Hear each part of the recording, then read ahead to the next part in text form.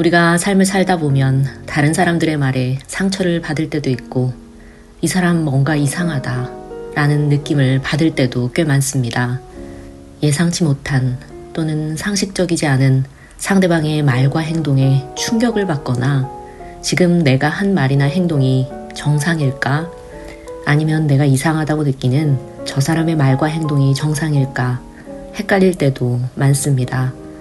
이럴 때 내가 상황을 객관적으로 판단하고 헤쳐나가는데 도움이 되는 기준이 필요할 때가 있는데요.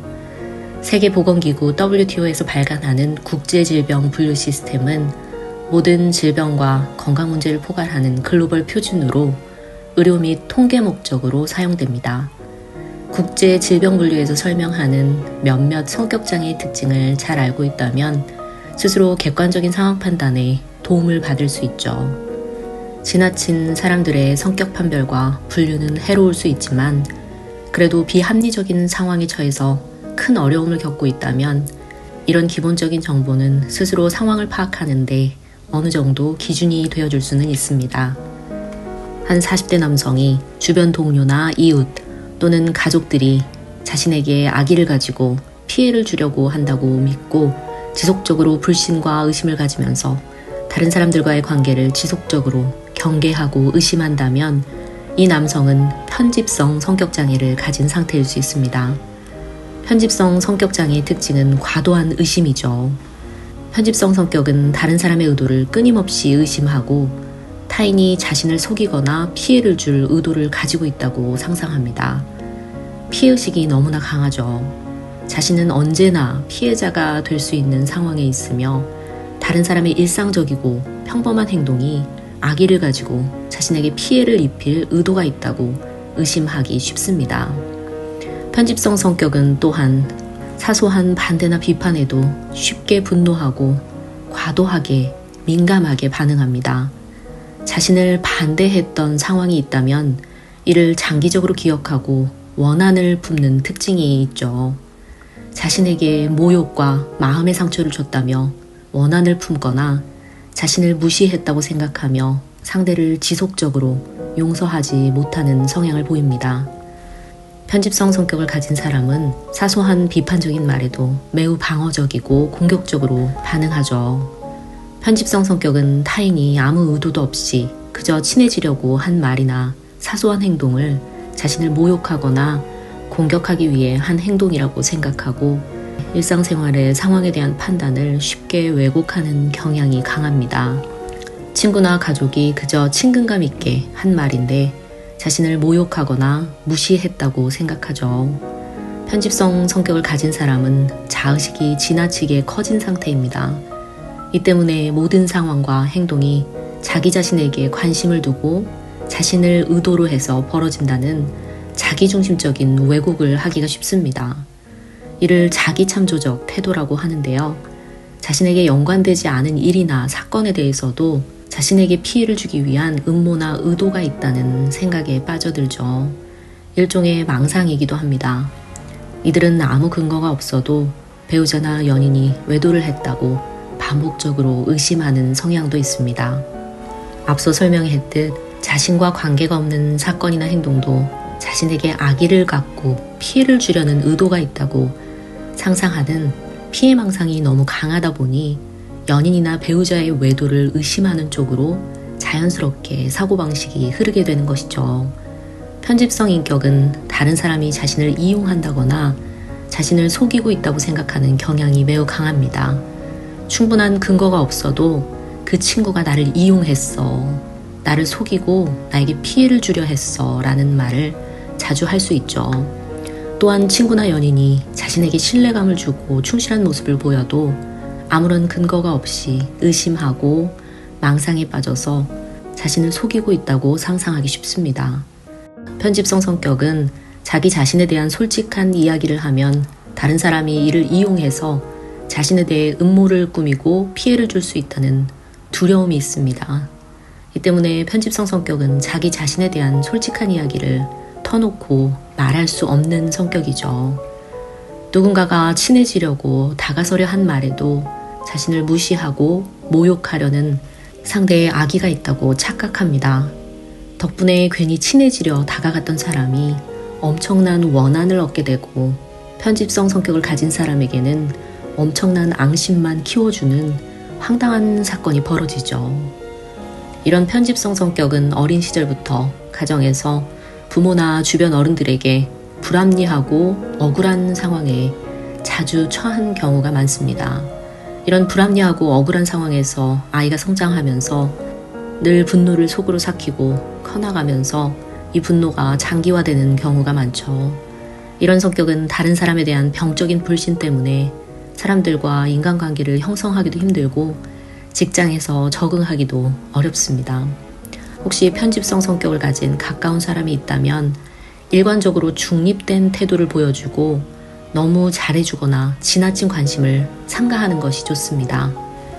너무 다가가거나 잘해주려 하거나 지나친 관심은 편집성 성격에게 음모를 꾸미고 있다고 의심을 받기가 쉽죠.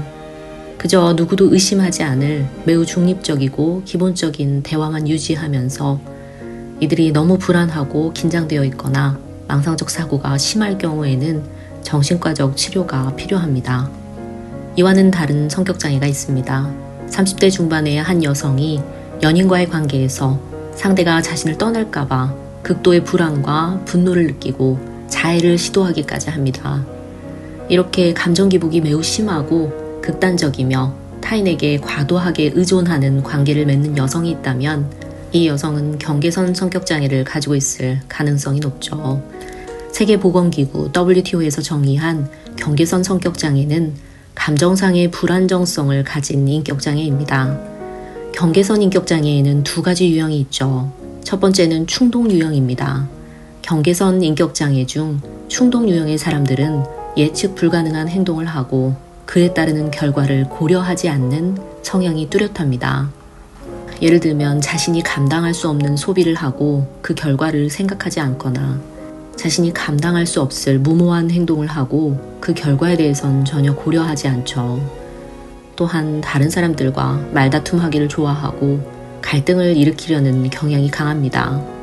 특히 자신에 대해서 비판을 받거나 충동적인 태도가 제지될 때는 분노를 보이죠. 이들은 쉽게 분노하고 폭발하며 이를 잘 통제하지를 못합니다. 또한 즉각적인 보상이 없다면 어떤 규칙이나 원칙을 지킨다는 것은 매우 힘든 일이죠. 경계선 성격의 기분은 매우 불안정하고 충동적이죠. 이들과 가까이 지내는 친구나 가족들은 경계선 성격에 변덕스러우며 엉뚱하고 충동적인 성격에 놀랄 때가 많습니다. 앞서 말씀드린 충동 유형이 아닌 두 번째 유형은 경계선 유형입니다. 경계선 성격장애의 경계선 유형은 자기 자신에 대한 정체성과 자신이 무엇을 좋아하고 자신이 원하는 것이 무엇인지에 대한 혼란을 심하게 느낍니다. 또한 자해 위협이나 자해 행동을 반복하죠. 이들은 내면에 만성적인 공허감이 있기에 충동적인 행동을 통해 이를 보상하려고 할 수 있어 치료가 필요합니다. 이런 경계선 성격 장애를 가진 사람은 감정적으로 매우 불안하죠. 자신의 자아상과 정체성 역시 매우 불안정하며 자기 가치에 대해서도 매우 높고 우월하게 생각했다가 극도로 자기 자신을 가치 없게 느끼는 롤러코스터 같은 양상을 보입니다. 대인관계에서도 이들은 상대방을 지나치게 이상화하거나 지나치게 비하하는 극단적인 감정 변화를 보이죠. 경계선 성격은 자해나 자살 충동, 약물을 남용하는 양상을 보이는 경우가 많으며 충동적이고 매우 위험한 행동을 보일 때가 많습니다. 특히 충동적이거나 통제가 불가능한 무자비한 소비를 하기도 하죠. 또는 자신에게 안전하지 않은 인간관계나 난폭운전이나 폭식과 같은 무모한 행동을 하기도 쉽습니다. 경계선 성격은 버림받는 것에 대한 강한 두려움을 보입니다. 이 때문에 버림받지 않으려 극단적인 행동도 서슴지 않죠. 이런 경계선 성격은 어린 시절부터 불안정한 가정 환경을 가진 경우가 많고 어린 시절에 방치당하는 경험을 했거나 트라우마적인 충격적인 경험을 한 경우도 많습니다. 경계선 성격은 다른 사람에 대한 평가가 극에서 극으로 롤러코스터처럼 바뀌는 경우가 많은데요.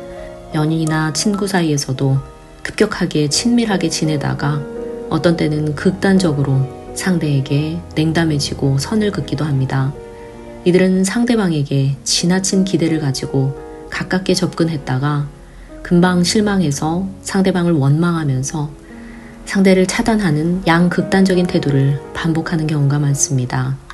폭발적이고 예측할 수 없는 기분 변화에 괜찮은 기분이었다가 급격하게 우울해지고 분노하는 상태가 반복되기도 하죠. 경계선 성격은 이 세상을 극단적인 선과 악으로 나누어 생각하는 성향이 강합니다. 이 때문에 종교에도 쉽게 빠져들 수 있죠. 경계선 성격장애에 대해 설명할 때 많은 사람들이 이 비유를 듣는데요. 경계선 성격이 항상 느끼는 감정은 다음의 상황에 처한 7살 어린아이 같다고 합니다. 뉴욕타임즈 스퀘어 광장 한가운데서 당신은 7살 아이로 혼자 덩그러니 서 있습니다. 방금 전까지는 엄마 손을 잡고 있었는데 어느 순간 엄마는 군중 속으로 사라져 버렸죠. 엄마를 찾으려고 주변을 정신없이 살펴보지만 이 7살 아이에게 엄마는 보이지 않습니다. 그저 무서운 낯선 사람들이 어린아이인 당신을 차가운 눈빛으로 쏘아보며 지나가죠. 어떤 느낌이 드시나요? 이 아이가 느끼는 슬픔과 분노가 느껴지시나요? 이런 감정을 늘 느끼는 경계선 성격은 분열의 경향이 있기에 매우 좋거나 아예 혐오하거나 선이거나 악이거나 좋은 사람이거나 나쁜 사람이거나 이 둘 중에 하나밖에 없죠. 적당한 중간의 감정을 잘 느끼지 못하는 어려움이 있습니다. 경계선 성격은 유전력도 있을 수 있어 스스로 통제가 쉽지 않죠. 또한 아동학대나 아동성폭력, 학대나 방임을 당한 경우도 많습니다. 안정적인 양육으로 부모와 애착관계가 잘 형성되지 못한 경우에도 경계선 성격으로 성장하기 쉽다고 설명하죠. 특히 마샤 리니안 교수는 정서적으로 취약한 아이가 아이의 정서와 욕구가 무시되거나 묵살되는 트라우마 학대 상황에서 경계선 성격이 만들어지기 쉽다고 설명했습니다. 편집성 성격장애와 경계선 성격장애에 대한 이야기를 해보았는데요. 우리 주변에 함께 생활하는 사람들 중에 우리가 상식적으로 생각하는 적당한 기준 밖의 태도와 성향을 가진 사람들이 있을 수 있습니다. 정확한 진단을 스스로 100% 확신할 수는 없지만 어려운 상황에서 진단 기준이나 성격에 대한 설명은 많은 부분을 예측하고 판단할 수 있는데 도움이 될 수 있죠. 각자 여러분의 상황에 맞게 다양한 사람들을 예측하고 판단하며 여러분의 앞날을 잘 설계할 수 있는 상황 파악에 활용하시기를 바랍니다.